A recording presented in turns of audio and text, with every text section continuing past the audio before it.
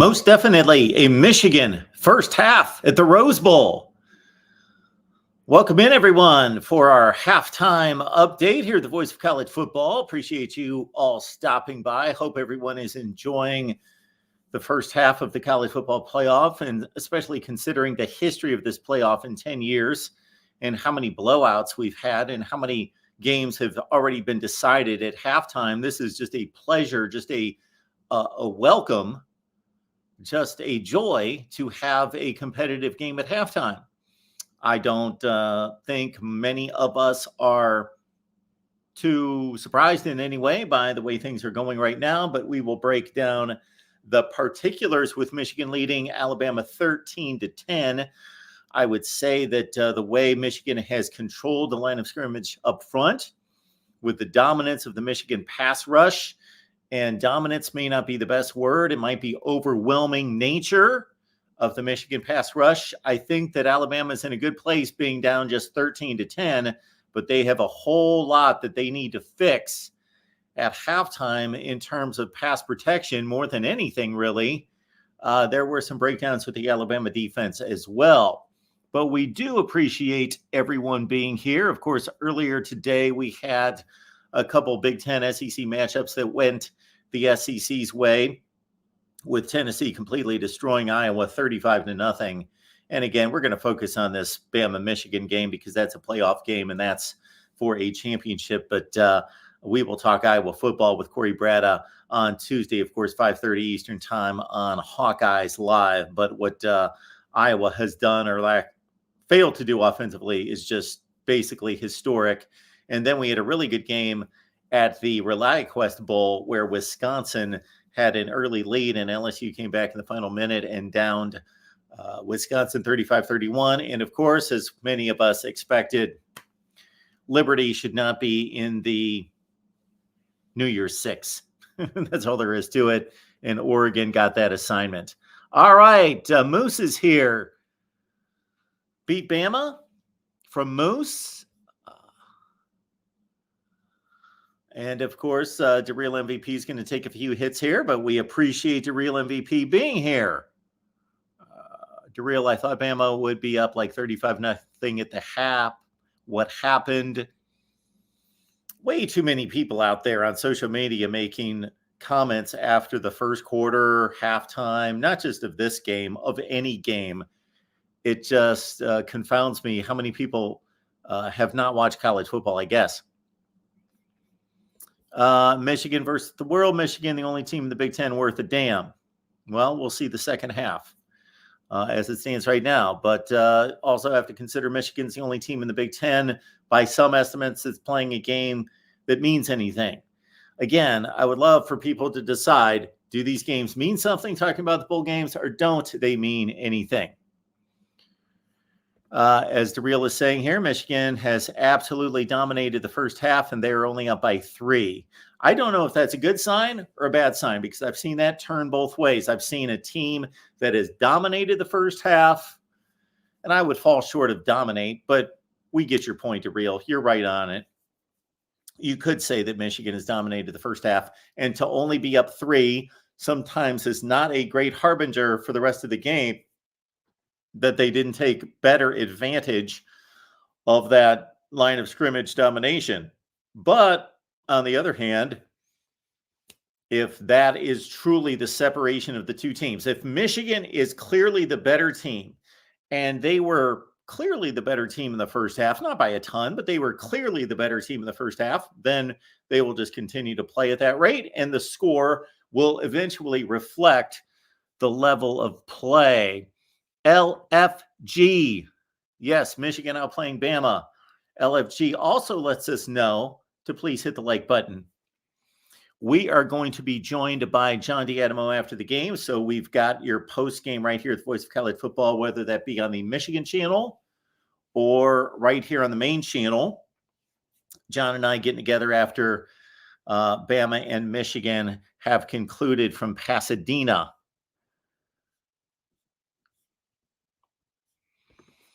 Ralph Wolf says Bama might win, but Michigan is clearly the better team. Well, let's correct that, Ralph. Michigan is clearly the better team in the first half. Let's watch the second half. I think we've all seen Bama enough to know let's not make any kind of determination there. Bama may turn out to be the winner and the better team. But right now, yeah, Michigan's playing better football. When we look at the stats of this deal right now, Jalen Milroe's just under siege in this game. So the problems that Bama's had up front in pass protection is rearing its ugly head. Definitely. They have gotten better throughout the season, but they have not faced a Michigan pass rush. Well, they're facing it today, and it's not looking too pretty with the 5 sacks. And even more than that, the several hurries and just harassment of Jalen Milroe, who is 5 of 8 for 53 yards. He hit on a big play on that final drive that led to a field goal. There was also a play where they had a first down once they got the big play, once they got close to the Michigan 30, where once they showed the replay and even on the live version of the play in real time, where the receiver, and I don't know if it was Isaiah Bond, I believe, or if it was Kendrick Law, he basically covered himself. He was wide open.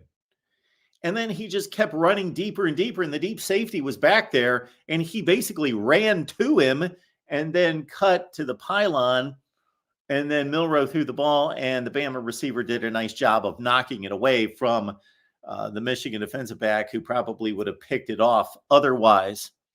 One thing that was talked about before the game that I think it's undersold to a certain extent, and when we dive deep into Michigan football, we have talked about this for years. But of course, Michigan being as good as they've been the last 3 years, is that when we think complexity of offense, we think passing game. But Michigan's run game and their blocking schemes are very advanced and just next level, the blocking schemes. And that's where the advancement of the Michigan offense takes hold, is the blocking schemes. They obviously have taken a difficult situation with Zach Zinter, knocked out of the Ohio State game.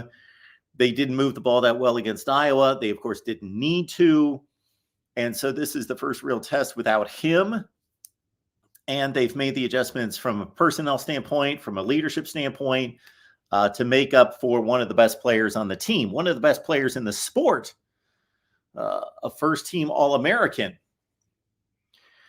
We've got, as we stay with the Michigan offense now that we talked about the blocking, run blocking, and Zinter, J.J. McCarthy's 9 of 14 for $115 and 2 touchdowns. How about the first play of the game? That was, I don't know if he thought he could throw it for a completion. It definitely, the manner in which he threw the ball looked like a throwaway, but why would you throw it that close to the field of play inbounds as a throwaway? And Michigan got extremely fortunate there. It was the right call. It was within the rules that Caleb Downs did not reestablish himself inbounds to make that interception. But that was just a dumb play from J.J. McCarthy. And Michigan benefited from Downs not reestablishing himself on the field. And that was a 3-and-out anyway. And then, of course, the Michigan defense took care of business. Then it was the big mistake by Samaje Morgan, of course, who delivered the 87-yard punt return against Iowa for the big touchdown to break open that game that had the muff. Difficult when punt returners have to sprint up to the football with all that momentum going toward the ball. Should probably let it fall, let it drop, hit the ground, and if it rolls, so be it. But to try to field that football, man, do you see the skies at the Rose Bowl? They look like they've been drawn, like they've been colorized. They're so baby blue. It's crazy. So Morgan makes the big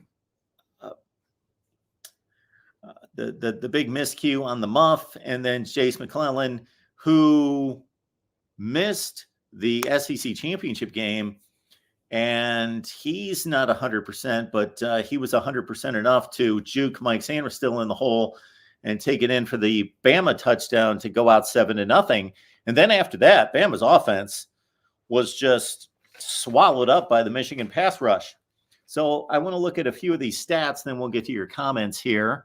And we will be here for the rest of halftime. And obviously, once they kick off second half, we will get back to watching football. We'll be here after the game with John D'Adamo.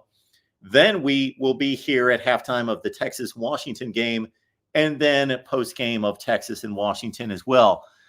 Blake Corum, 9 carries, 51 yards. They also had that little nifty pass to him where he got lost in traffic. The Bama defenders reacted too late to them splitting the line and Corum making his way right through the line from his set position in the backfield to catch that nifty little pass inside the 5 for the easy touchdown to get Michigan on the board. And really, other than that, Donovan Edwards had an 8-yard run. And so they got him involved in the game. Of course, Alex Orji came in for the one play and gained 4 yards. J.J. McCarthy, we talked about this for the last month, that J.J. McCarthy would have to be a runner to a certain extent. Now he's only got 2 carries for 9 yards and has a 7-yard run, but his mobility has certainly been huge for him. When there has been a pass rush, he has been flushed outside the pocket, mostly to his right. He's escaped a lot of things. He had the one run for the first down was key. They let J.J. run it on a 3rd and 6, 3rd and 7, and that was the same play that they ran against Penn State on a key 3rd and long, where they just tucked it and ran and pulled the guard to lead JJ, and they got the first down play there. Of course, the touchdown pass to Tyler Morris was a thing of beauty, and to see a wide receiver that's able to turn the corner on an Alabama secondary and outrun them to the pylon, pretty impressive from Tyler Morris. So big play there. And remember our conversation several times in the past couple of weeks talking about sometimes there are players who do not factor into the scheme, into the game plan during the season for whatever reason. Usually they're a young player who never catches up to the scheme, doesn't necessarily learn enough, or is just caught behind too many talented veteran players, but then they emerge during bowl practice, or there's an injury early in the season that takes them out of the mix and they get healthier and healthier, and maybe they don't get to the place because of the importance late in the regular season of the matchups that they find themselves a role at that point. But then again, with 3 to 4 weeks to prepare, they show a lot during bowl practice. Talked about some of those kind of guys. Tyler Morris was one of those guys that we talked about. 38-yard touchdown, and he makes a big play. You don't expect a guy like that to come out of nowhere and catch 10 balls for 150 yards and 3 touchdowns. But that play that he made, if he does not catch another pass the rest of this game, that could prove decisive. This is the style game that we all expected. 13-10 at half. Not where it's a complete rock fight, no offense, but a premium number of plays that are explosive plays against these defenses. And because of the style of offense on both sides, the limitations of the offenses, and more so, the strength and talent of the defenses, the secondaries being airtight, that points would be at a premium. And this game, unless it gets out of hand and turns into a track meet, sometimes that happens. Basically, we're looking at the type game that most of us expected. It's going to be in the low to mid-20s, probably. And so this 138-yard play out of Tyler Morris for the touchdown, huge. I called for Colton Loveland to have a big game. They've swung the pass out, a couple passes out to him, 2 catches for 13 yards. And again, the Michigan defense, we do not have the individual defensive stats, but Jalen Harrell, Josiah Stewart, late in the first half, when Bama still had enough time to possibly score a touchdown and take the lead. Derek Moore came off the corner, was unblocked. He really put the right tackle in conflict, whether to stay inside or try to make himself available to go outside. Mike Sanders still had blitzed, and it kept the tackle inside. Moore had a free shot on Milroe, and that pretty much stymied the Bama drive and forced the field goal. Will Reichard converts from 50 yards, another thing we talked about many times, that these kickers should be money. And, of course, we've got the one shot from Will Reichard, although on the Michigan special teams side, they should have another point on the board because they botched the snap. Not Michael Turner's issue, but James Turner. Not James Turner's issue, but had an issue with the snap and the hold. And so it's 13-10 instead of 14-10. Let's see what you guys are talking about as I check out the box score. Matthew Miller will be with me after the Texas-Washington game. Matthew, appreciate you chiming in here.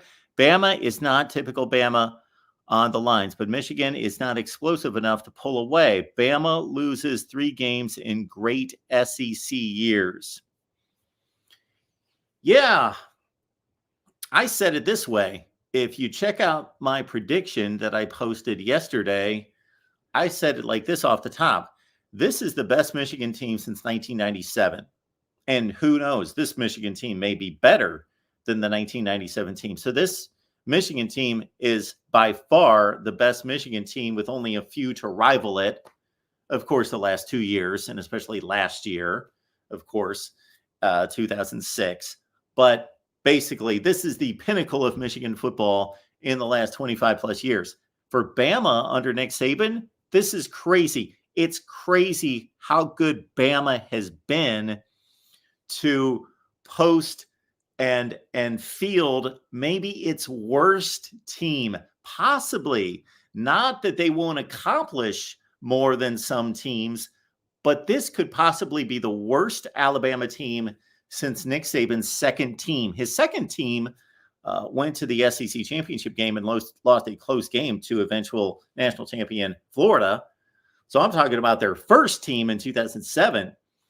Offensive line, pass protection issues. They do not have a special running back.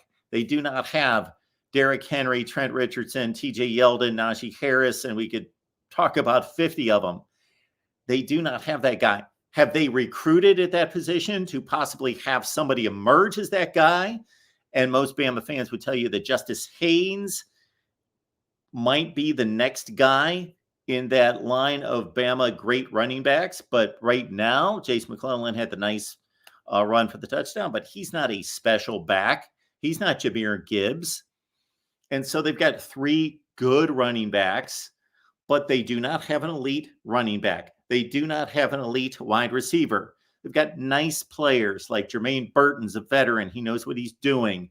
He's averaging 22 yards per catch, but they do not have the, I'm going to go out there and catch 85, 90 passes for 1,500 yards like Jalen Waddle, Jamison Williams, Devontae Smith, Calvin Ridley, on and on and on and on.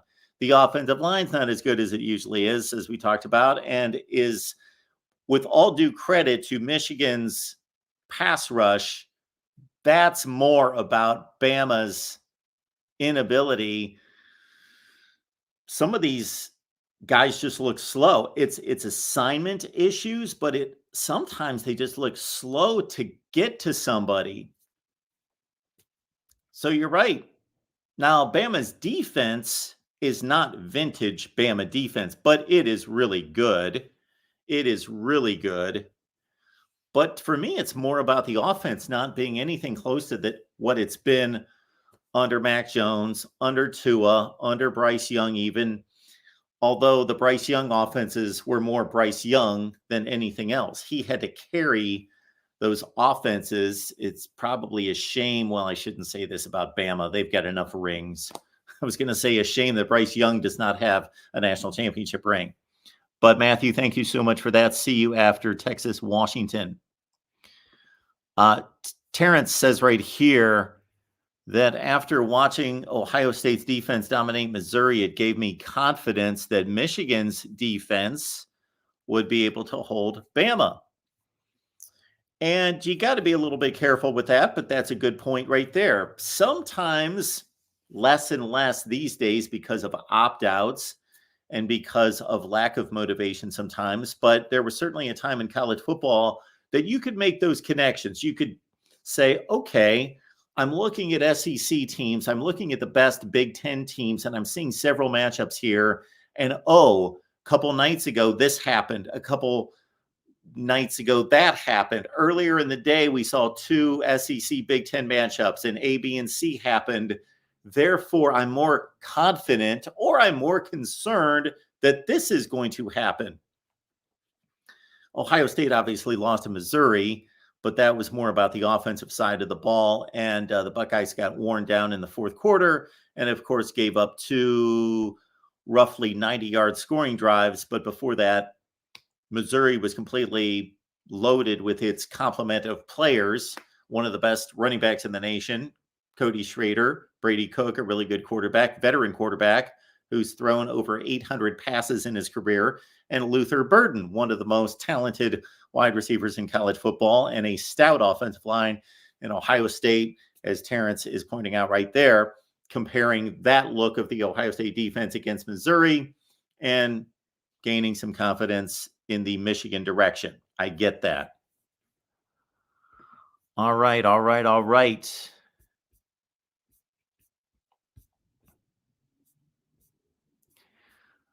These halftimes are long, so if somebody wants to give me a call, let me throw out. We usually don't have time to take calls, but who knows how long they're going to be messing around with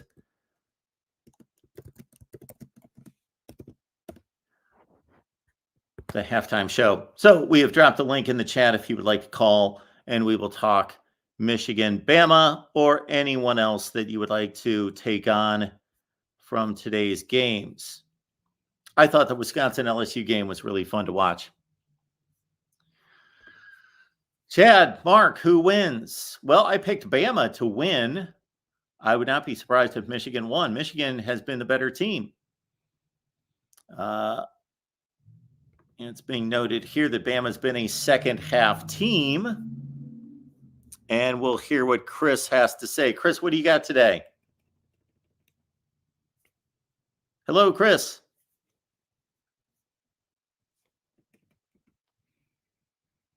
Chris. Okay. Can't hear Chris. Let's keep going with the questions here. Are they actually back out onto the field? Did time just fly that quickly? I guess we've been on here for 23 minutes. So we do appreciate you all being here, and we will be here after the game with John D'Adamo. Enjoy the second half. Michigan 13-10, and we'll see what happens. I'm enjoying the game. I think we're going to have a great second half. I think these two teams have shown. I believe Bama will address some of its issues, and we will have close to a classic. See you soon.